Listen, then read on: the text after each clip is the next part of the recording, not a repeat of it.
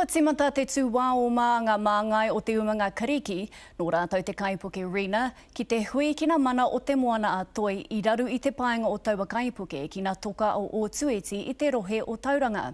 I te marae o Whareroa ki Mauao te hui tuatahi ana iwi, i reira a Hinerangi Goodman. I sincerely apologise for the actions of our staff and the damage caused. He tuku whakapāha ngā kupu tuatahi I puta mai ngā nutu o Konstantinos Sakaratas, te rangatira o te kaipuke Rina, me te aha, mai nene anake ki ngā taringa o ngā iwi o te moana ātoi. Tana aroha mo te taunga o tēnei kaipuke ki runga ki te toka. And he wanted to take this opportunity to look people in the eye face to face and really apologise in person, and that was important to him. I tēnei wā, ko tahi tonu te hiahia. Kia whakapai te moana, kia hoki anō ki tōna nohonga I muatu I te aitua nei, kia hoki anō te mauri o te moana ki reira, ki tērā wā. I runga anō I te wairua o ngā kōrero I puta I te rānei.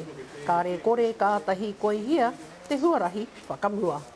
Ka tika kia ātahaere, kia kore e rere atu te hoiho I te mataku. A ngā rā o tēnei wiki ka hikoi hia I te ara, ki e rātu o ngā mana I raru hia anō nā te Rina. Ko Hinerangi Goodman, mō te karere.